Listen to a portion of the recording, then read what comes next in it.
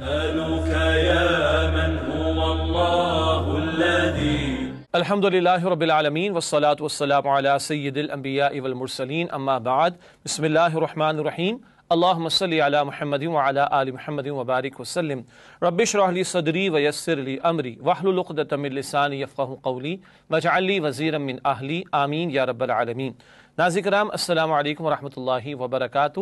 تعلیمات قرآن سیریز میں آپ کو خوش آمدید کہتے ہیں۔ الحمدللہ 5 پاروں کا بیان کسی درجے میں مکمل ہوا اور آج کی نشست میں انشاءاللہ 6 پارے کے مضامین کا جائزہ اور تعلیمات کا خلاصہ آپ کے سامنے پیش کرنا چاہیں گے۔ اللہ تعالیٰ سے دعا ہے کہ اللہ تعالیٰ ہم سب کو قرآن حکیم سے اور زیادہ محبت عطا فرمائے اور قرآن حکیم کے تقاضوں کو سمجھنے اور ان پر عمل کرنے کی توفیق عطا فرمائے۔ تعلیمات قرآن سیریز میں آج انشاءاللہ 6 پارے کے حوالے سے گفتگو رہے گی۔ آئیے پروگرام کے فارمیٹ کے مطابق اپنی بات کو شروع کرتے ہیں تعارف کے حوالے سے۔ تعارف وہی ہوتا ہے کہ کون سا پارہ ہمارے سامنے آئے گا اور کون سی رکوع اور کون سی آیات پر ہم گفتگو کریں گے۔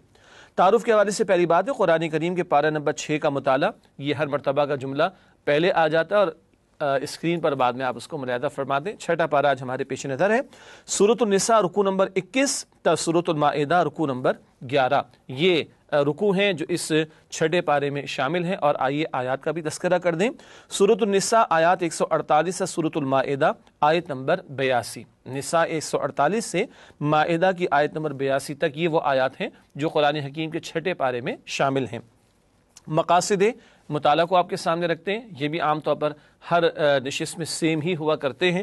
پہلی بات، پارہ نمبر 6 کی آیات کے مضامین کا جائزہ۔ مقصد یہ ہوتا ہے کہ ایک اوور ویو پورے پارے کا ہمارے سامنے مختصر وقت میں آ جائے۔ دوسری بات، منتخب آیات کا مطالعہ۔ ہمیشہ چند منتخب آیات کا مطالعہ آپ کے سامنے رکھتے ہیں۔ قرآن کی ہر آیت قیمتی ہے لیکن مختصر وقت میں چند آیات کا انتخاب کر کے ان کا ایک جائزہ اور ان کے تقاضے ہمارے سامنے ہم رکھنے کی کوشش کرتے ہیں۔ ہم سے مراد میں بھی اس میں آپ کے ساتھ شامل ہوں۔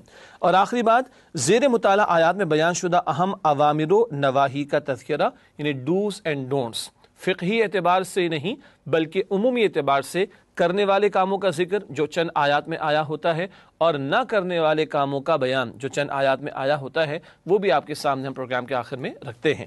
آئیے سورۃ النساء کی وہ آیات جو 6 پارے میں شامل ہیں ان کا جائزہ پہلے آپ کے سامنے رکھتے ہیں اور اس کے بعد سورۃ النساء کی چند منتخب آیات کا انشاءاللہ مطالعہ کریں گے۔ سورۃ النساء کی آیات کے جائزے میں سب سے پہلے آیات 153 تا 156 ان جرائم کا بیان جو یہود پر لعنت کا سبب بنے۔ یہود نے اللہ کی آیات میں تحریف کی، یہود نے پیغمبروں کا ساتھ نہ دیا، یہود نے اللہ کی کتاب کو پس پشت ڈال دیا، یہود نے اپنے انبیاء کو شہید کیا، معاذ اللہ۔ کئی جرائم مختلف مقامات پر قرآن حکیم نے بیان فرمائے، اس مقام پر بھی ان کے کچھ جرائم کا ذکر ہوا۔ پھر آیات 157 تا 159 حضرت عیسیٰ علیہ السلام زندہ آسمان پر اٹھا لیے گئے۔ یہ قرآن کا ورژن ہے، قرآن کا بیان ہے اور احادیث میں ذکر ملتا ہے کہ قیامت سے قبل دوبارہ وہ تشریف لائیں گے۔ تو عیسیٰ علیہ السلام کو اللہ تعالیٰ نے آسمانوں پر بلند فرمایا اور ان کی حفاظت فرمائی۔ یہود معاذ اللہ ان کی جان کے درپے ہو گئے تھے۔ اس کے بعد سورہ نساء آیات 160 تا 161 یہود پر پاکیزہ نعمتیں کیوں حرام کی گئیں؟ بعض پاکیزہ چیزیں ان پر حرام کر دی گئی تھیں ان کی نافرمانیوں کی وجہ سے۔ وہی نافرمانیاں پیغمبروں کا ساتھ نہ دینا، کتاب میں تحریف کرنا، اللہ کے دین کے اندر جو ہے وہ بہانے بنا کر دین کی حلیوں کو بگاڑ دینا، پیغمبروں کو شہید کرنا، معاذ اللہ۔ یہ ان کی جو حرکتیں اور جرائم تھی اس کی وجہ سے ان پر پاکیزہ چیزوں کو بھی حرام کیا گیا۔ معلوم ہوا بعض چیزیں تو حلال ہوا کرتی ہیں مگر اللہ قوموں پر روک دیتا ہے ان قوموں کی نافرمانی کی وجہ سے۔ اس کے بعد آیت نمبر 162 یہود کے نیک لوگوں کے لیے بشارت۔ قرآن بڑا پیارا کلام ہے، اللہ کا کلام ہے، اس میں توازن ہے۔ یہود کے برے لوگوں کا اگر جرائم کا بیان آتا ہے تو ان میں اگر کچھ لوگوں میں خیر تھا تو قرآن ان کے خیر کو بھی نمایاں کرتا ہے اور ان کے لیے بشارت کا ذکر کیا گیا۔ اس کے بعد آیات 163 تا 164 انبیاء کے پیارے ناموں کا گلدستہ۔ کئی مرتبہ قرآن حکیم میں ایک ہی مقام پر اللہ کے پیغمبروں میں سے کئی ایک کے ناموں کا تذکر آتا ہے، ایسا ہی ایک پیارا گلدستہ ان آیات میں بھی ہمارے سامنے آتا ہے۔ اس کے بعد سورہ نساء کی آیت نمبر 165 رسالت کا مقصد انسانوں پر اتمام حجت، یعنی لوگوں پر اللہ کا دین اور اللہ کا پیغام واضح ہو تاکہ کل کوئی اللہ کے ہاں قیامت کے دن بہانے نہ بنائے۔ اس آیت کا بعد میں ہم مطالعہ بھی کریں گے انشاءاللہ۔ پھر آیات 166 تا 169 سورہ نساء کی قرآن کی حقانیت کا بیان جلالی اسلوب میں۔ اللہ کی طرف سے حق آ چکا، اس پر ایمان لاؤ، اسی میں تمہاری لیے خیر ہے۔ بڑے جلالی انداز میں اللہ تعالیٰ نے قرآن کی حقانیت کا تذکرہ فرمایا۔ اس کے بعد آیت نمبر 170 تمام لوگوں کو نبی اکرم صلی اللہ علیہ وسلم پر ایمان لانے کی دعوت، یہودیت ہے، عیسائیت ہے یا دیگر لوگ جو عرب کے ماحول اور معاشرے میں موجود تھے، ان سب کو آخری پیغمبر صلی اللہ علیہ وسلم پر ایمان لانے کی دعوت دی گئی۔ اس کے بعد آیت نمبر 171 عیسائیوں کو اعتدال پر رہنے کی دعوت، مبالغہ کرنے سے روکا گیا۔ یہی نصارہ تھے جنہوں نے عقیدے میں مبالغہ کیا تو عیسیٰ علیہ السلام کو خدا یا خدا کا بیٹا یا تین خداؤں میں سے خدا قرار دے دیا۔ معاذ اللہ، عمل کے معاملات میں غلو کیا، جو ہے وہ حد سے آگے بڑھے تو رہبانیت کی روش اختیار کر لی، تو ان کو دین میں غلو کرنے سے روکا گیا آیت نمبر 171 میں۔ پھر آیات 172 تا 173 مرتبے کی بلندی اللہ کے سامنے جھکنے میں ہے۔ جو اللہ کے سامنے جھکا، جس نے اسلام کی روش اختیار کی اور جس نے عاجزی کی روش اختیار کی، اس کے لیے اللہ کے ہاں بلند مقام ہے۔ پھر آیات 174 تا 175 قرآن حصول رحمت کا ذریعہ ہے۔ یہ قرآن آخری پیغمبر صلی اللہ علیہ وآلہ وسلم لے کر آئے۔ اہل کتاب میں سے نصارہ کو بھی خصوصاً کہا جا رہا ہے، یہود کو بھی کہا جا رہا ہے، اور ہم مسلمانوں کے لیے بڑی قیمتی بات یہ ہے، اللہ کی رحمت کے مستحق بننا چاہتے ہو تو قرآن کو تھامنا ہوگا۔ اس کے بعد سورہ نساء کی آخری آیت ہے، آیت نمبر 176 کلالہ کی وراثت کا بیان، یعنی کلالہ وہ شخص کے جس کا یا خاتون جس کا انتقال ہو جائے، نہ اس کے والدین ہو، اوپر بھی کوئی نہیں، نہ اولاد ہو، نیچے بھی کوئی نہیں، تو بہن بھائیوں کا حصہ کیسے تقسیم ہوگا، اس بارے میں ایک مسئلہ سورہ نساء کی آخری آیت نمبر 176 میں بیان ہوا۔ اس کی ایک حکمت یہ بھی سمجھ آتی ہے کہ وراثت کے معاملات اتنے اہم ہیں کہ سورہ نساء کے شروع میں بھی تفصیلاً اس کے احکامات عطا ہوئے اور آخر میں ایک مسئلہ کلالہ کی وراثت کے حوالے سے بیان کر کے وراثت کے مسئلے کی اہمیت کو اجاگر کیا گیا ہے۔ ناظرین کرام، الحمدللہ سورہ نساء کی وہ آیات جو چھٹے پارے میں شامل ہیں ان کا تجزیہ تو آپ کے سامنے رکھا گیا۔ اب حسب معمول سورہ نساء کی چند منتخب آیات کا مطالعہ آپ کے سامنے رکھیں گے جو کہ چھٹے پارے میں وارد ہوئی ہیں۔ اس ضمن میں سب سے پہلے سورہ نساء کی آیت نمبر 150 اور 151 ایمان بالرسالت کی اہمیت، بہت قیمتی مقام قرآن حکیم کا۔ آئیے اس کا ترجمہ بھی آپ کے سامنے رکھتے ہیں۔ ارشاد ہوا ان الذين يكفرون بالله ورسله ويريدون ان يفرقوا بين الله ورسله ويقولون نؤمن ببعض ونكفر ببعض ويريدون ان يتخذوا بين ذلك السبيل اولئك هم الكافرون حقا واعتدنا للكافرين عذابا مهينا۔ ترجمہ، جو لوگ اللہ سے اور اس کے رسولوں سے کفر کرتے ہیں اور اللہ اس کے رسولوں میں فرق کرنا چاہتے ہیں اور کہتے ہیں کہ ہم بعض کو مانتے اور بعض کو نہیں مانتے اور ایمان اور کفر کے مابین ایک راہ نکالنا چاہتے ہیں، وہ بلا شبہ کافر ہیں اور کافروں کے لیے ہم نے ذلت کا عذاب تیار کر رکھا ہے۔ بہت سارے فتنے ہیں، کہیں اللہ کے انکار کا فتنہ، کہیں اللہ کو ماننے کی بات ہے رسول کو ماننے کی بات نہیں، کہیں چند رسولوں کو ماننے کا ذکر ہے، کسی اور رسول کے رسالت کا انکار کیا جا رہا ہو۔ یہ سارے فطرے وہ ہیں جو عقیدہ رسالت کے حوالے سے سامنے آتے ہیں۔ پیغمبر کو نہ ماننا، پیغمبر کی اطاعت نہ کرنا، ایک رسول کو ماننا ایک کو نہ ماننا، جیسے یہود نے موسیٰ علیہ السلام کو مانا، عیسیٰ علیہ السلام و محمد علیہ السلام کا رد کر دیا، نصارہ نے عیسیٰ علیہ السلام کو مانا، نبی اکرم علیہ السلام کا رد کر دیا۔ یہ سارے جو فتنے ان کا ایک ہی مقام پر بیان۔ ایک نقطہ بڑا قیمتی ہے، فتنہ وحدت ادیان کی نفی۔ ہمارے معاشرے میں بھی اور ماضی میں بھی یہ بات رہی کہ سارے مذاہب کے ماننے والے چلو خدا کو تو مانتے، کوئی گاڈ کہتا ہے، کوئی خدا کہتا ہے، کوئی رام کہتا ہے، چلو سب کو ملا لو۔ زیادہ فرق ہے کہ کوئی موسیٰ کو مانتا ہے، کوئی عیسیٰ کو مانتا ہے، کوئی محمد صلی اللہ علیہ وسلم کو مانتا ہے، چلو اس فرق کو قبول کر لیتے ہیں۔ اللہ فرماتے نہیں، اللہ اور اس کے رسول میں فرق کیا جا رہا ہو یا کچھ رسولوں کو مانا جائے کچھ کو نہ مانا جائے، یہ فرق کیا جا رہا ہو تو یہ پکے کافر ہیں۔ قرآن دو ٹوک انداز میں اس فتنہ وحدت ادیان کی نفی کرتا ہے کہ دنیا کے سارے ریلیجنز کو ملا لو اور دو چار باتیں ان کی کامن اٹھا لو اور ایک گلوبلی ایکسیپٹیبل ریلیجن کو اختیار کر لو۔ قرآن اس کی نفی کرتا ہے۔ اور ایک اور اہم بات، قانونی اعتبار سے ایمان بالرسالت اہم ترین ہے۔ یہودی کیوں کافر ہے؟ اس سے کہ وہ محمد صلی اللہ علیہ وسلم کو نہیں مانتے۔ نصارہ کیوں کافر ہے؟ کیونکہ وہ محمد صلی اللہ علیہ وسلم کو نہیں مانتے۔ اب ایمان برسالت کی اہمیت کو سمجھیے۔ قانونی اعتبار سے اہم ترین عقیدہ رسالت ہے، اور اب رسالت جس کی تکمیل محمد صلی اللہ علیہ وآلہ وسلم پر ہوئی، کوئی ان کو نہ مانے تو وہ مسلم نہیں ہو سکتا، کوئی اللہ کی اطاعت کی بات کرے ان کی اطاعت کی بات نہ کرے تو وہ مسلم نہیں ہو سکتا، کوئی کہے کہ میں موسیٰ کو مانتا ہوں، کوئی کہے کہ میں عیسیٰ کو مانتا ہوں اور محمد صلی اللہ علیہ وسلم کو نہ مانے تو وہ قانوناً مسلم نہیں ہو سکتا۔ ناظرین کرام، اس کے بعد اگلی جس آیت کا انتخاب کیا گیا ہے سورہ نساء کی، وہ آیت نمبر 165 ہے۔ رسولوں کی بنیادی ذمہ داری اتمام حجت، لوگوں پر اللہ کے دین کی گواہی پیش کرنا۔ ارشاد ہوا رسولا مبشرین ومنذرین لئلا یکون للناس علی اللہ حجت بعد الرسل وکان اللہ عزیزا حکیما۔ ترجمہ، سب رسولوں کو اللہ نے خوشخبری سنانے والے اور خبردار کرنے والے بنا کر بھیجا تاکہ رسولوں کے آنے کے بعد لوگوں کو اللہ پر الزام کا موقع نہ رہے، اور اللہ غالب حکمت والا ہے۔ اللہ پر الزام سے مراد یہ ہے کوئی بہانے نہ پیش کرے کہ اللہ ابھی تو پتہ ہی نہیں تھا کہ آپ کی عبادت کرنی تھی، نہیں، اللہ نے رسول بھیجے، خوشخبری سنانے والے تھے، اطاعت قبول کرنے والوں کو خوشخبری سناتے تھے جنت کی، اور خبردار کرنے والے تھے اور ڈرانے والے تھے ان کو جو اطاعت قبول نہ کریں۔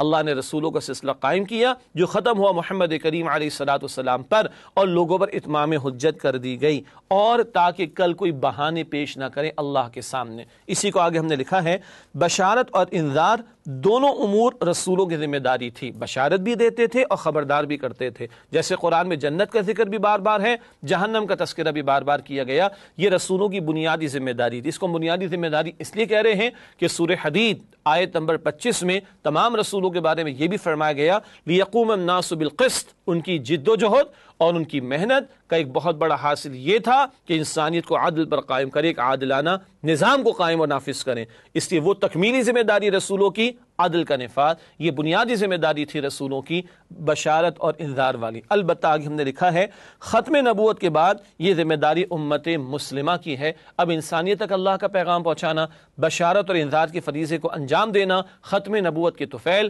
میری، آپ کی اور امت مسلمہ کی ذمہ داری ہے۔ اللہ ہمیں اس ذمہ داری کو انجام دینے کی توفیق عطا فرمائے۔ جب ایک صورت کی تکمیل ہوتی ہے تو کوشش کی جاتی ہے کہ اس میں بیان کیے گئے اوامر و نواہی آپ کی خدمت میں پیش کرے۔ اوامر وہ کام جو کرنے والے ہیں، ڈوز جنہیں کہا جاتا ہے، اور نواہی وہ کام جن سے روکا گیا ہے، جنہیں ڈونٹس کہا جاتا ہے۔ تو سورہ نساء میں جو آیات چھٹے پارے میں شامل ہیں ان میں کیا اوامر اور نواہی کا ذکر آیا، آئیے اس کا بیان آپ کے سامنے رکھتے ہیں۔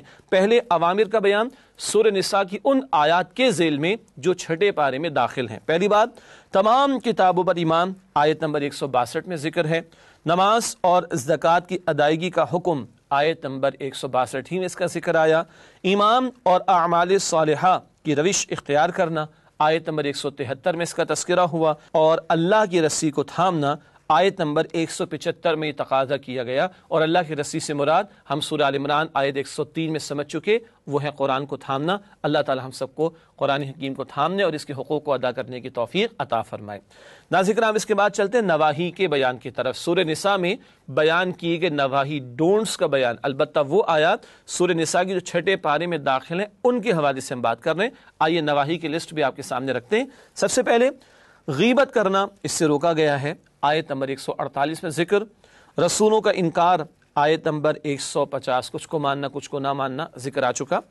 رسولوں کے درمیان تفریق، اس سے بھی روکا گیا، آیت نمبر 150، یعنی کچھ رسولوں پر ایمان لائیں گے کچھ کو نہیں مانیں گے، معاذ اللہ، اس سے روکا گیا۔ بیجا سوالات کرنے سے روکا گیا، آیت نمبر 153، اور بیجا سوالات سے سورۃ البقرہ وہ گائے والا قصہ بھی آپ کے ذہن میں آ گیا ہوگا۔ اللہ کے عہد کو توڑنا، آیت نمبر 155 روکا گیا ہے۔ سود کھانا، آیت نمبر 161، یہ ڈونٹس میں سے شامل ہیں یہ باتیں، یعنی ان باتوں سے روکا گیا ہے۔ اللہ کے راستے سے روکنا، آیت نمبر 167۔ کفار تو روکتے ہیں، کبھی کبھی اللہ معاف کرے ہم مسلمان گھرانوں میں دیکھتے ہیں کوئی پردہ کرنے سے اپنی بیٹی کو روکتا ہے، کوئی مسلمان نوجوان کو چہرے پہ داڑھی سجانے سے روکتا ہے، کوئی باجماعت نماز کی طرف جانے سے روکتا ہے، کوئی دین کے کام کے لیے اللہ کی راہ میں نکلنے سے روکتا ہے، کوئی گھر والے ہی ہوتے ہیں آڑے آ جاتے ہیں جب کوئی اللہ کا بندہ اللہ کی راہ میں مال خرچ کرنے کا ارادہ کر رہا ہو، کہیں ہم روکنے والوں میں شامل تو نہیں، اللہ محفوظ رکھے۔ دین میں غلو کرنا، اس سے روکا گیا، آیت نمبر 171 میں۔ اللہ کی عبادت سے تکبر، آیت نمبر 172 میں اس سے روکا گیا۔ اللہ تعالی ہمیں تمام نافرمانی کے کاموں سے بچنے کی توفیق عطا فرمائے۔ नाज़रीन किराम, अल्हम्दुलिल्लाह सूरतुल निसा में बयान किए गए अवामिर और नवाही वो आयात जो सूरह निसा की 6 पारे में दाखिल हैं, उनका बयान मुकम्मल हुआ।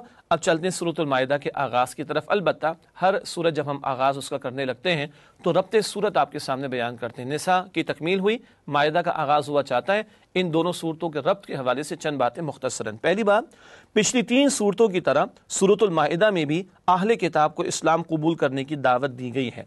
अल-बक़रा, आल-इमरान, निसा, तीनों सूरतों में यहूद और नसारा का जिक्र आया है। माइदा में भी जिक्र और उनको दावत तौहीद और दावत हक़ कबूल करने की बात की जा रही है और उनको रसूलुल्लाह सल्लल्लाहु अलैहि वसल्लम पर ईमान लाने की तलक़ीन की जा रही है। अगली बात, सूरतुन निसा में ख़ानदानी और रियासती इदारों की तंजीम का जिक्र था। घर के लिए भी रहनुमाई थी और रियासती उमूर और इदारों के हवाले से भी अदल का निफास उस ताल्लुक़ से भी गुफ्तगू थी। ये सूरह निसा के मज़ामीन थे। सूरह निसा में तो ये बातें थी। अब सूरह माइदा में क्या है? सूरतुल माइदा में निफाज़ शरीयत पर जोर है ताकि इस्लामी अदालतों का क़याम हो और इस्लाम के फ़ौजदारी निज़ाम पर अमल हो सके। अहकामात तो निसा में भी आए, माइदा में शरीयत के निफाज पर जोर है। अल्लाह ने अहकामात से पढ़ने पढ़ाने के लिए नहीं दिए बल्कि निफाज के लिए दिए हैं और अदालती निज़ाम कायम हो जहाँ शरीयत के अहकामात के मुताबिक फ़ैसला हो, फिर फ़ौजदारी निज़ाम हो जहाँ सज़ाओं पर अमल दरामद हो सके। ये मबाहिस सूरतुल माइदा में इंशाअल्लाह हमारे सामने आएंगे। नाज़रीन किराम, रब्ते सूरत के बाद चलते हैं सूरतुल माइदा के मज़ामीन के तज़िये की तरफ और आपके इल्म के आयात के एतबार से हम मज़ामीन का तज़िया आपके सामने रखते हैं। और जहन में रखिएगा 6 पारे में जो आयात हैं उनके मज़ामीन का तज़िया आपके सामने रख रहे हैं। कुछ आयात 7वें पारे में भी जाएंगी सूरतुल माइदा की, वो आइंदा के प्रोग्राम में आपके सामने रखेंगे।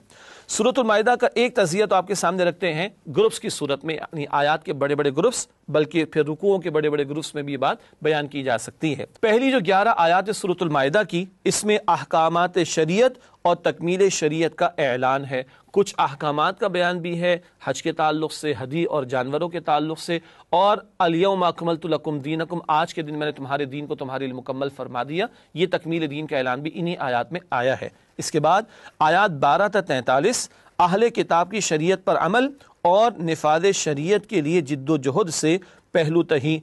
अहले किताब में से खुसूसन यहूद का बयान किस तरह अल्लाह की किताब को उन्होंने पस पुश डाल दिया, अल्लाह के अहकामात में तहरीफ कर दी, अल्लाह की किताबों में तहरीफ कर दी, पैगम्बरों का साथ देने से इनकार किया।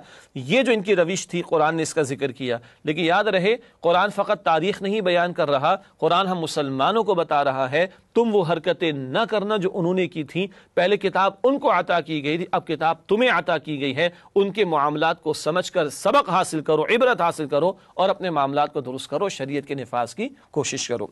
फिर आयात 44 से 50 निफाज शरीयत के लिए पुरजोर ताकीद, ज़ोरदार अंदाज में शरीयत के निफाज का तकादा, और जो लोग अल्लाह के शरीयत के अहकामात पर अमल नहीं करते उन्हें काफिर, जालिम और फासिक भी करार दिया गया। ये बयान भी इंशाअल्लाह आइंदा आपके सामने रखेंगे।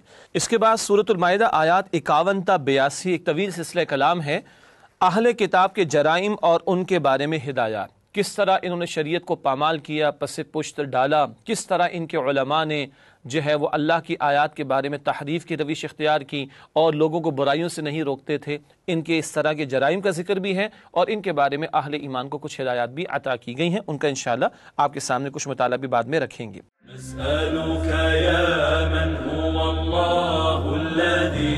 अब आइए हमेशा की तरह आयात का तज़िया आपके सामने रखते हैं और एक एक दो दो तीन तीन आयात के ग्रुप्स में जो मज़ामीन पूरे पारे के वो आपके सामने रखते हैं। अलबत्ता 6 पारे की अब वो आयात जो सूरतुल माइदा में शामिल हैं या सूरतुल माइदा की वो आयात 1 से 82 जो 6 पारे में शामिल हैं उनका तज़िया आपके सामने रखते हैं। सबसे पहले सूरतुल माइदा आयत नंबर 1 से 2 अहम उसूली हिदायत और अहकामात शरीयत, वादे की तकमील का भी जिक्र है और हदी के जानवर और अल्लाह की निशानियां और हुज्जाज, इनके हवाले से भी हिदायत अता की गई।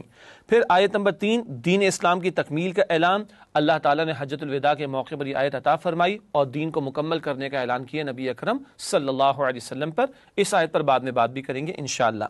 इसके बाद सूरतुल माइदा आयत 4 से 5 अल्लाह ने पाकीज़ा चीज़ें हलाल फरमाई हैं, हराम अशिया का जिक्र भी हुआ और हलाल चीज़ों के बारे में उसूली रहनुमाई अता की गई इस मकाम पर। फिर आयत नंबर 6 वुज़ू के फ़राइज़ का बयान, इस आयत पर बाद में जिक्र भी करेंगे इंशाअल्लाह ताला। आयत नंबर 7 शरीयत एक नेमत और कलमा तय्यबा एक अहद है। नेमत किस लिए दी गई? ताकि बंदों का फ़ायदा हो, और कलमा इसलिए अता किया गया کہ اس کے تقاضوں پر عمل ہو۔ اللہ ہمیں توفیق عطا فرمائے۔ پھر آیات 8 تا 10 عدل کے علم بردار بن کر کھڑے ہو جاؤ، عدل کے نفاذ کا حکم امت کو عطا کیا گیا۔ اس کے بعد سورہ مائدہ آیت نمبر 11 بھروسہ اللہ ہی پر کرنا چاہیے، توکل اور اعتماد اللہ ہی پر ہو۔ پھر آیت نمبر 12 بنی اسرائیل سے عہد شریعت، یہ بتایا گیا کہ پیغمبروں سے بھی عہد لیا گیا تھا آخری رسول کو ماننے کا۔ اب آخری رسول آئے ہیں تو تمہارے پیغمبروں کا عہد تم پر بھی لاگو ہوگا، تم آخری رسول صلی اللہ علیہ وسلم پر ایمان لاؤ۔ پھر آیات 13 تا 14 بنی اسرائیل پر اللہ کی لعنت کی وجہ عہد کی خلاف ورزی، اللہ کے وعدے کو توڑا تو اللہ تعالیٰ نے لعنت فرمائی۔ یہ ہم مسلمانوں کو بھی بتایا جا رہا ہے، وعدے ہم نے بھی کیے ہیں، روزانہ کرتے نمازوں میں ایاک نعبد کا وعدہ، اے اللہ ہم تیری عبادت کرتے ہیں، ہمارے لیے بھی رہنمائی کا سامان موجود۔ پھر آیات 15 تا 16 اہل کتاب کو نبی اکرم صلی اللہ علیہ وسلم اور قرآن پر ایمان لانے کی دعوت، یہ اہل کتاب کے حوالے سے دو ٹوک دعوت پیش کی جا رہی ہے سورۃ المائدہ میں حتمی انداز سے۔ پھر آیت نمبر 17 حضرت عیسیٰ علیہ السلام معبود نہیں مخلوق ہیں، نصارہ کے غلط عقیدوں کا رد کیا گیا۔ پھر آیت نمبر 18 اللہ کی محبوب امت ہونے کا دعویٰ، یہود و نصارہ اللہ کے چہیتے اپنے آپ کو کہتے تھے، اس آیت پر ہم بعد میں بات بھی کریں گے انشاءاللہ۔ پھر آیت نمبر 19 اہل کتاب کے لیے اتمام حجت، دو ٹوک انداز میں ان کے سامنے حق واضح کیا جا رہا ہے۔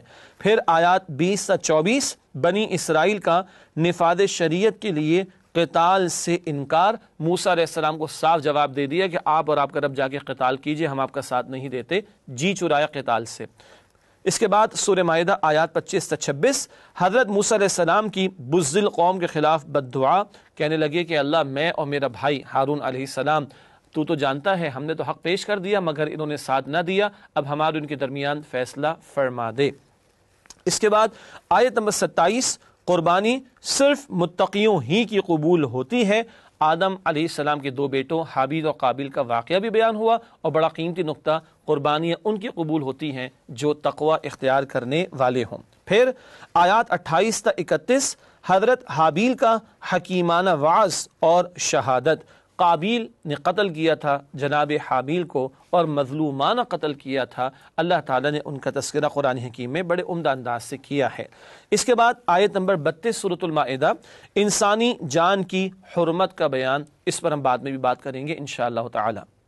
ناظرین کرام یہ تجزیہ مزید آپ کے سامنے پیش کریں گے، تاہم آپ سے ملاقات کرتے ہیں ایک وقفے کے بعد، امید ہے آپ ہمارے ساتھ ہی رہیں گے۔ السلام علیکم ورحمۃ اللہ وبرکاتہ۔ نسألك يا من هو الله الذي السلام علیکم ورحمۃ اللہ وبرکاتہ۔ ناظرین پروگرام تعلیمات قرآن میں آپ کو خوش آمدید کہتے ہیں۔ الحمدللہ آج ہم چھٹے پارے کے مضامین کو اور اس کی منتخب آیات کو سمجھنے کی کوشش کر رہے ہیں۔ وقفے سے پہلے میں سورۃ المائدہ کی آیات کا جائزہ آپ کے سامنے پیش کرنا شروع کیا تھا اور آیت نمبر 32 تک کا تجزیہ آپ کے سامنے رکھ دیا گیا تھا۔ اگلی آیات کا تجزیہ آپ کے سامنے رکھتے ہیں۔ چھٹا پارہ ہے سورۃ المائدہ اور آیت نمبر 33 تا 34 دہشت گردی کی سزا، زمین میں فساد بچانے والے اللہ اور اس کے رسول علیہ السلام کے باغیوں کی چند سزائیں اس آیت میں اللہ تعالیٰ نے بیان فرمائی۔ ان کو ٹکڑے ٹکڑے کر کے قتل کیا جائے، یا ان کو سولی دی جائے، یا ان کے ہاتھ اور پیر مخالف سمت سے کاٹ دیے جائیں، یا ان کو ملک بدر کر دیا جائے۔ تفصیلات تفاسیر میں ہم پڑھ سکتے ہیں۔ پھر آیت نمبر 35 اللہ کی قربت کیسے حاصل ہوتی ہے، تقوی اور جہاد فی سبیل اللہ کا ذکر ہوا ہے۔ پھر آیات 36 تا 37 کافر جہنم سے نہیں نکل سکتے، وہ کھلے کافر، عقیدے کے کافر جو کفر پر ہی مرے ہمیشہ کے لیے ان کے لیے جہنم ہے، اللہ ہم سب کی حفاظت فرمائے۔ اس کے بعد آیات 38 تا 40 چوری کے جرم کے لیے حد، ہاتھ کاٹنے کی سزا کا ذکر کیا ہے قرآن نے تاکہ لوگوں کے مال محفوظ رہیں۔ پھر آیات 41 تا 43 زبان سے ایمان کا اظہار لیکن دل میں انکار منافقت ہے، جیسے کہ مدینہ طیبہ میں موجود منافقین کی روش تھی۔ اس کے بعد آیت نمبر 44 شریعت کے مطابق فیصلے نہ کرنے والے کافر ہیں، بہت سخت باتیں اور فتوے ہیں اللہ کی طرف سے، شریعت کے مطابق فیصلہ نہ کرنے والے کافر ہیں۔ اس کے بعد آیت نمبر 45 شریعت کے مطابق فیصلے نہ کرنے والے ظالم ہیں، یہ بھی اللہ کا ایک فتویٰ ہے۔ پھر آیات 46 تا 47 شریعت کے مطابق فیصلہ نہ کرنے والے فاسق یعنی گناہ گار ہیں۔ یہ تین فتوے اللہ کے، وہ کافر ہیں، وہ ظالم ہیں اور فاسق ہیں جو شریعت کے مطابق اللہ کے احکامات کا نفاذ نہ کریں۔ قرآن اللہ نے کس لیے دیا سوچنا چاہیے، اور پاکستان ہم نے کس لیے حاصل کیا تھا یہ بھی مسلمانوں نے پاکستان کو سوچنا چاہیے۔ پھر آیات 48 اور 49 خواہشات کی پیروی نہ کرو، شریعت نافذ کرو۔ یہ خواہشات کی پیروی اللہ کے احکامات اور اس کی شریعت کے نفاذ میں رکاوٹ نہ بنے۔ پھر آیت نمبر 50 ہے، کیا چاہتے ہو، عادلانہ شریعت یا ظالمانہ جاہلیت؟ جاہلیت یہ نہیں کہ لوگوں کو لکھنا پڑھنا نہ آتا ہو، قرآن کے مطابق جاہلیت یہ ہے کہ اللہ کے احکامات کو چھوڑ کر لوگ اپنی عقل کے مطابق فیصلے کریں، اپنی خواہش کے مطابق فیصلے کریں۔ تم طے کرو، مسلمانوں سے بھی کہا جا رہا ہے، اللہ کی شریعت نافذ کرنا چاہتے ہو یا ظالمانہ جاہلیت پر عمل کرو گے۔ پھر آیات 51 تا 53، یہودیوں اور عیسائیوں کو دوست مت بناؤ، اس آیت پر بات بھی کریں گے۔ دلی دوستی یہود و نصارہ سے منع کی گئی۔ اس کے بعد آیت نمبر 54، اللہ کے محبوب بندوں کی صفات، ان صفات پر بعد میں بیان کریں گے انشاءاللہ تعالی۔ اللہ والے کیسے ہوتے ہیں، ذکر آئے گا۔ اس کے بعد آیات 55 تا 56، اہل ایمان کے حقیقی دوست کون ہیں؟ بتایا گیا اللہ، اللہ کے رسول علیہ السلام اور ایمان والے، یہ اصل دوست ہیں ایمان والوں کے۔ پھر آیات 57 تا 60، دین اسلام کا مذاق اڑانے والوں کو دوست مت بناؤ، یہود و نصارہ کے ساتھ دوستی مت اختیار کرو۔ قرآن کہہ رہا ہے کہ جنہوں نے دین کو کھیل تماشا بنا رکھا ہے اور دین اسلام کا وہ مذاق اڑاتے ہیں۔ اس کے بعد آیات 61 تا 64، یہود کے شرمناک جرائم، ان کا تذکرہ آیا اور بار بار ان جرائم کا ذکر قرآن نے کیا، اور یاد رکھیے ناظرین کرام، بار بار یہ بات بیان کی گئی ہماری عبرت کے لیے، ان کے جرائم کا ذکر کیا گیا کہ ہم سے پہلے یہ امت مسلمہ تھے، انہوں نے یہ جرائم اختیار کیے، اللہ کی کتاب میں تحریف، پیغمبروں کو قتل کر دینا معاذ اللہ، اللہ کے احکامات کو پس پش ڈال دینا، دین کا سودا کر لینا، دنیا کی محبت میں غرق ہو جانا، ان جرائم کو اس لیے ذکر کیا گیا کہ ہم عبرت حاصل کر کے اپنی اصلاح کریں۔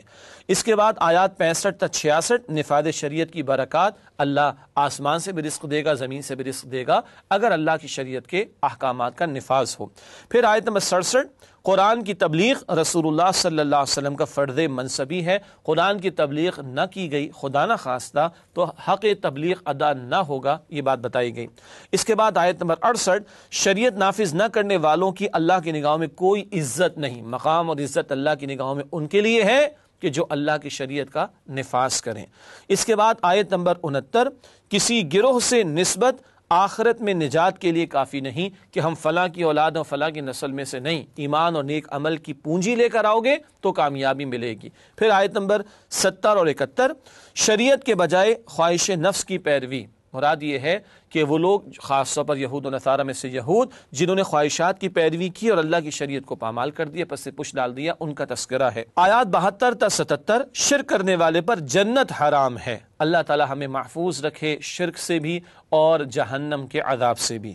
اس کے بعد آیات 78 تا 81، بنی اسرائیل کے نافرمانوں پر پیغمبروں کی لعنت، داؤد علیہ السلام اور عیسیٰ علیہ السلام کی زبانی لعنت کرائی گئی، کیوں کہ وہ لوگ برائی سے روکنے کے فریضے کو انجام نہیں دیتے تھے۔ اور آخر میں سورہ مائدہ کی آیات 82 تا 86، چھٹے پارے کے ختام پر مسلمانوں کے دوست اور دشمن، مسلمانوں کے سچے دوست کون ہیں؟ ایمان والے، اور سب سے بڑے دشمن ہیں یہود اور مشرکین، البتہ نصارہ میں سے جن میں تکبر نہ ہو، جن میں عاجزی اور انکساری ہو، یہ اسلام کے زیادہ قریب ہوں گے اور یہ اگر دعوت ان تک پہنچائی جائے تو قبول بھی کریں گے۔ چھٹے پارے کے آخر میں یہ بات بھی قرآن نے بیان فرمائی ہے۔ ناظرین کرام، الحمدللہ ایک بڑا مرحلہ آیات کے تجزیے کا ہوتا ہے جس سے پورے پارے کے مضامین ہمارے سامنے آتے ہیں۔ چھٹے پارے کا بیان اس تعلق سے مکمل ہوا۔ اب چھٹے پارے میں سورۃ المائدہ کی چند آیات جو ہم نے منتخب کی ہیں ان کا بیان آپ کے سامنے رکھنا چاہیں گے۔ سب سے پہلے سورۃ المائدہ آیت نمبر 2، بہت مشہور آیت قرآن حکیم کی عادلانہ تعلیم کا ذکر ہے۔ فرمایا تعاونوا علی البر والتقوی ولا تعاونوا علی الاثم والعدوان واتقوا اللہ ان اللہ شدید العقاب۔ ترجمہ، نیکی اور پرہیزگاری کے کاموں میں ایک دوسرے کی مدد کیا کرو اور گناہ اور زیادتی کی باتوں میں مدد نہ کیا کرو، اور اللہ سے ڈرتے رہو، کچھ شک نہیں کہ اللہ کا عذاب سخت ہے۔ بہت پیارا اصول عطا کیا گیا۔ اس حوالے سے ایک نقطہ پیش خدمت ہے، تعصب سے پاک ہو کر حق کا ساتھ دینا اور باطل کا انکار کرنا۔ تعصب کا شکار نہ ہو جائے، میرے گھر کا ہے، میری جماعت کا، اس کی غلط بات بھی ٹھیک ہے اور سامنے والا ہے تو اس کی صحیح بات بھی غلط ہے، نہیں، نیکی و تقوی کا کام جہاں ہے تعاون کرو، اور گناہ و زیادتی کا معاملہ جہاں بھی ہے اس میں تعاون نہ کرنا۔ اس کے بعد اگلی آیت ہے سورہ مائدہ کی آیت نمبر 3 جس کا انتخاب کیا گیا، تکمیل دین کا اعلان۔ ارشاد ہوا الیوم اکملت لکم دینکم واتممت علیکم نعمتی ورضیت لکم الاسلام دینا۔ ترجمہ، آج کے دن میں نے تمہارے لیے تمہارا دین مکمل کر دیا اور اپنی نعمتیں تم پر پوری کر دیں اور تمہارے لیے اسلام کو بطور دین پسند کر لیا۔ یہ ہے ترجمہ جہاں تکمیل دین کا اعلان اس آیت میں ہوا۔ پہلی بات، حجۃ الوداع کے موقع پر نزول، یہ آیت حجۃ الوداع کے موقع پر نازل ہوئی اور یہود نے یہاں تک کہا ہمیں ملتا تو ہم عید میں مناتے اس دن کو۔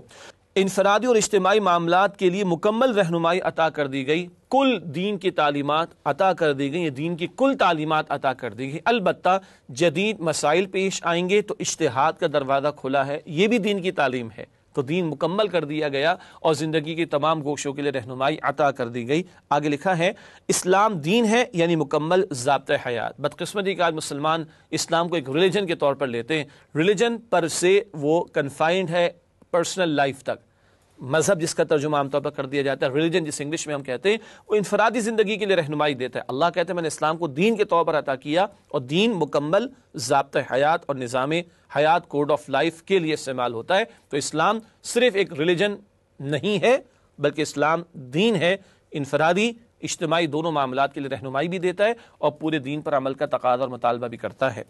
اس کے بعد اگلی آیت طویل ہے جس کا ہم نے انتخاب کیا، وہ سورہ مائدہ کی آیت نمبر 6، طہارت کا حکم یہاں پر عطا ہوا۔ ارشاد ہوا اس آیت میں یا ایھا الذین آمنوا اذا قمتم الى الصلاة فاغسلوا وجوہکم وایدیکم الى المرافق وامسحوا برؤوسکم وارجلکم الى الکعبین وان کنتم جنبا فاطہروا وان کنتم مرضى او على سفر او جاء احد منکم من الغائط او لامستم النساء فلم تجدوا ماء فتیمموا صعیدا طیبا فامسحوا بوجوہکم وایدیکم منہ۔ ترجمہ کرتے ہیں اس آیت کے اس مقام کا اور حصے کا، مؤمنوں جب تم نماز پڑھنے کا قصد کیا کرو تو منہ اور کوہنیوں تک ہاتھ دھو لیا کرو اور سر کا مسح کر لیا کرو اور ٹخنوں تک پاؤں دھو لیا کرو، اور اگر نہانے کی حاجت ہو تو نہا کر پاک ہو جایا کرو، اور اگر بیمار ہو یا سفر میں ہو یا کوئی تم میں سے بیت الخلاء سے ہو کر آیا ہو یا تم عورتوں سے ہم بستر ہوئے ہو اور تمہیں پانی نہ مل سکے تو پاک مٹی لو اور اس سے منہ اور ہاتھوں کا مسح یعنی تیمم کر لو۔ تین باتیں ہیں۔ پہلی بات فرائض وضو کا بیان، وضو کے 4 فرائض، چہرے کا دھونا، دونوں ہاتھوں کا کوہنی سمیت دھونا، سر کا مسح کرنا اور دونوں پیروں کو ٹخنوں سمیت دھونا۔ تفصیل کتابوں میں ہم پڑھ سکتے ہیں، البتہ یہ 4 فرائض ہیں جو یہاں وضو کے قرآن نے بیان کیے۔ دوسری بات، جنابت کی وضاحت سنت میں قرآن کریم میں نہیں، لفظ آیا تھا جنوباً، اگر تم جنابت کی حالت میں فطہروا، خوب پاکیزگی اختیار کرو۔ ہم نے ترجمانی کی ہے کہ غسل کر لو یعنی نہا لو، لیکن جنابت کسے کہتے قرآن نہیں بتاتا، سنت نے بتایا۔ ایسی ناپاکی جب غسل لازم ہو جائے، اس کیفیت کو، ایسی ناپاکی کو جنابت کہتے ہیں۔ اور فطہروا، خوب پاکیزگی حاصل کرو، اس سے کیا مراد ہے؟ 100 مرتبہ آدمی چہرہ دھو لے؟ نہیں، غسل کرنا مراد ہے۔ یہ قرآن نے نہیں بتایا، سنت نے بتایا۔ اس سے معلوم ہوا قرآن کو سنت کے بغیر سمجھا نہیں جا سکتا۔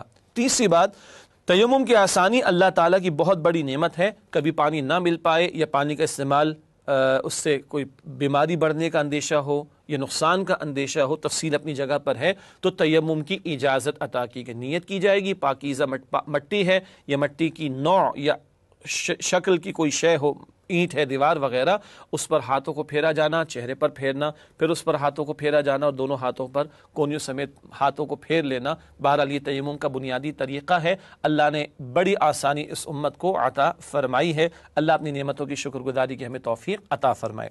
اگلی آیت سورہ مائدہ کی آیت نمبر 8، قیام عدل کا حکم عطا ہوا۔ ارشاد ہوا یا ایھا الذین آمنوا کونوا قوامین للہ شہداء بالقسط ولا یجرمنکم شنآن قوم علی الا تعدلوا اعدلوا هو اقرب للتقوى واتقوا اللہ ان اللہ خبیر بما تعملون۔ ترجمہ، اے ایمان والو، کھڑے ہو جاؤ اللہ کے لیے عدل کی گواہی دینے والے بن کر، اور لوگوں کی دشمنی تم کو اس بات پر آمادہ نہ کرے کہ عدل نہ کرو، عدل کیا کرو کہ یہی تقوی کے زیادہ قریب ہے، اور اللہ کا تقوی اختیار کرو، کچھ شک نہیں کہ اللہ تمہارے سب اعمال سے خبردار ہے۔